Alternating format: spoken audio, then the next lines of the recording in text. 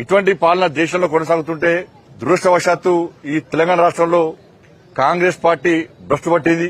6 గ్యారెంటీలను గాలి కొదిలేసి తెలంగాణ ప్రజలను మోసం చేస్తున్నది. ముఖ్యమంత్రికి మంత్రులకు పాలన మీద పట్టు లేకుండా పోయింది. రబ్బర్ స్టాంప్ ప్రభుత్వం నడుస్తున్నది. జనపద నుంచి ఇలా తెలంగాణ రాష్ట్రాన్ని పాలిస్తున్నారు. నిన్నగాక మొన్న పిసిసి అధ్యక్షులు మహేష్ గౌడ్ గారే అయిపోయారు. మంత్రివర్గ విస్తరణ అన్నది ఏఐసిసి నిర్ణయిస్తుందని చెప్పండి. దీని ద్వారా ఏ విధంగా రబ్బర్ స్టాంప్ గా మారిందో అర్థం చేసుకోవాలి. మంత్రివర్గ విస్తరణ అనేది ముఖ్యమంత్రి యొక్క విచక్షణ అధికారం మీద ఆధారపడి ఉంటుంది. సరే, జాతీయ పార్టీ కాబట్టి కొన్ని సూచన సలహాలు తీసుకోవచ్చు. కానీ ఏఐసిసి నిర్ణయిస్తుందని చెప్పడం దీని ద్వారా తెలంగాణ రాష్ట్రంలో కాంగ్రెస్ పార్టీ ఎవరి చేతిలో కొనసాగుతుందో ఒకసారి అర్థం చేసుకోవాల్సిన అవసరం ఉంది. దాంతోపాటు హెచ్సియు విషయంలో, యూనివర్సిటీ విషయంలో మంత్రుల కమిటీ వేసినారు. ఆ మంత్రులు ఏం చేయాలో తెలంగాణ రాష్ట్ర పిసిసి ఇన్ఛార్జ్ అయినటువంటి మీనాక్షి నటరాజన్ గారు సూచనలు ఇస్తారట. అంటే రబ్బర్ స్టాంప్ పాలన తెలంగాణ రాష్ట్రంలో కొనసాగుతున్నది. సొంత నిర్ణయాలు తీసుకునే పరిస్థితిలో కాంగ్రెస్ పార్టీ ప్రభుత్వం లేదు. అందుకే అవినీతి రాజ్యం వెళ్తున్నది. ఢిల్లీకి 10 జనవరికి మూటలు పంపుతున్నారు. ఆ మూటల కోసం వాళ్ళు ఆశపడి తెలంగాణ రాష్ట్రాన్ని పాలించే స్థితిలో కాంగ్రెస్ పార్టీ ప్రభుత్వం లేదు. అన్నిట్లో కమిషన్ తీసుకుంటున్నారు. కానీ ఇటువంటి పరిస్థితుల్లో తెలంగాణ రాష్ట్ర సమాజం ఆలోచించాలి. దేశంలో డబుల్ ఇంజన్ సర్కార్ ఎక్కడెత్తున్నాయో అక్కడ అభివృద్ది కొనసాగుతున్నది. వాళ్ళ నరేంద్ర మోడీ గారి ప్రభుత్వము ఎక్కడ అవినీతి మచ్చ లేకుండా 11 సంవత్సరాల నుంచి ఈ దేశాన్ని ఒక స్ఫూర్తిదాయకమైన పాలన కొనసాగిస్తూ ఉన్నారు. అటువంటి పాలన ఇవాళ తెలంగాణ రాష్ట్రం రావాలి.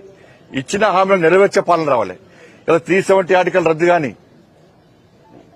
ఈ 11 నెలల పాలనలో అయోధ్యలో రామమందిర నిర్మాణం గాని, త్రిపుల్ తలాక్ రద్దు గాని, సిఏ విషయంలో గాని, నిన్నాక మొన్న వక్ బిల్లు సవరణ చట్టం గాని, ఇట్లా అనేక సాహసోపేతమైనటువంటి కఠిన నిర్ణయాలు తీసుకునే ప్రభుత్వం నరేంద్ర మోడీ ప్రభుత్వం. కానీ తెలంగాణ రాష్ట్రంలో ఇచ్చిన 6 గ్యారెంటీలు అమలు చేయలేదు. 420 హామీలు గాలికి వదిలేశారు. పూర్తి అవినీతిమయమైపోయింది. పట్టు లేకుండా పోయింది. ప్రతి దానిలో కమిషన్ తీసుకుంటున్నారు. ఇటువంటి పరిస్థితుల్లో తెలంగాణ రాష్ట్రంలో కూడా డబుల్ ఇంజన్ సర్కార్ వస్తేనే ఆ నరేంద్రుని యొక్క పాలన స్ఫూర్తిగా తీసుకుని తెలంగాణ రాష్ట్రంలో అటువంటి పాలన కొనసాగుతూనే ఈరోజు తెలంగాణ రాష్ట్రం అవినీతి రహిత రాష్ట్రంగా, సంక్షేమ ఫలాలు అమలు చేసే రాష్ట్రంగా, పేద ప్రజలను ఆదుకునేటువంటి రాష్ట్రంగా, చిట్ట చివరి వ్యక్తులకు సంక్షేమ ఫలాలు నీతి నిజాయితీ నిబద్దతతో అందేటువంటి రాష్ట్రంగా అభివృద్ది చెందుతున్న విషయాన్ని తెలంగాణ సమాజం గుర్తుంచుకోవాలి.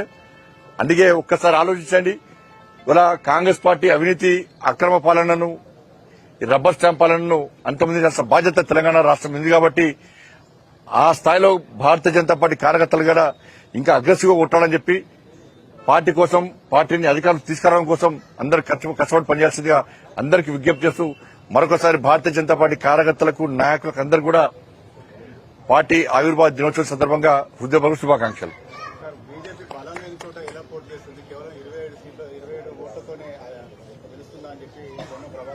ఎక్కడ అంటే ఎంఏ పార్క్ అప్పయ్యమంటారా?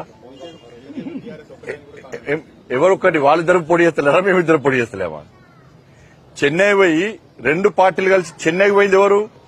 దక్షిణాది రాష్ట్రాల పేరుతోని చెన్నైకి కలిసిపోయింది ఎవరు? బీఆర్ఎస్, కాంగ్రెస్ వాళ్ళు. మళ్ళా హైదరాబాద్ లో దక్షిణాది రాష్ట్రాల మీటింగ్ పెట్టేది ఎవరు? బీఆర్ఎస్ వాళ్ళు, కాంగ్రెస్ వాళ్ళు. ఢిల్లీలో వక్ఫ్ బోర్డు సవరణ చట్టానికి భారతీయ జనతా పార్టీకి వ్యతిరేకంగా ఓటు వేసింది వాళ్ళు? బీఆర్ఎస్, కాంగ్రెస్. హైదరాబాద్ లో మజ్లిస్ పార్టీని ఏకగ్రీవం గెలిపించడానికి ఒక్కటైంది ఎవరు? బీఆర్ఎస్, కాంగ్రెస్. ఈ దేశాన్ని, ఈ తెలంగాణ రాష్ట్రాన్ని మజ్లిస్ కబంధ హస్తాల నుంచి కాపాడే లక్ష్యంగా భారతీయ జనతా పార్టీ ఉన్నది.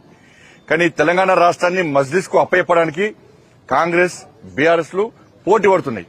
అందుకే ఇద్దరు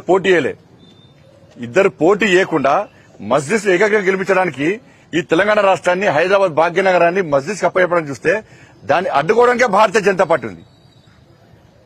మేము గెలుస్తాం కూడా. ఆడ దేశ ద్రోహ పార్టీ మజ్లిస్ పార్టీ. నేను మళ్ళీ చెప్తున్నా, శాసన మండలి ఎన్నికలు దేశ ద్రోహ పార్టీ అయిన మజ్లిస్ పార్టీకి, దేశ భక్తుల పార్టీ అయిన భారతీయ జనతా పార్టీకి మధ్య జరుగుతున్న యుద్దం. అక్కడ విజ్ఞులైన ఓటరైన ప్రజాప్రతినిధులు ఆలోచించాలి. మీ దేశ ద్రోహ పార్టీకైనా మజ్లిస్ ఓటేస్తారా, దేశభక్తి, దేశం గురించి, సనాతన ధర్మం గురించి, సమాజం గురించి ఆలోచించే భారతీయ జనతా పార్టీ కూడా ఇస్తారా?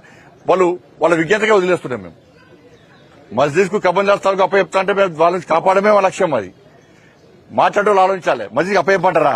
మీలాగా ఇద్దరు ఒకటే. ఇవాళ బీఆర్ఎస్ పార్టీ కేసు నుంచి కాపాడేది ఎవరు? కాంగ్రెస్ పార్టీ.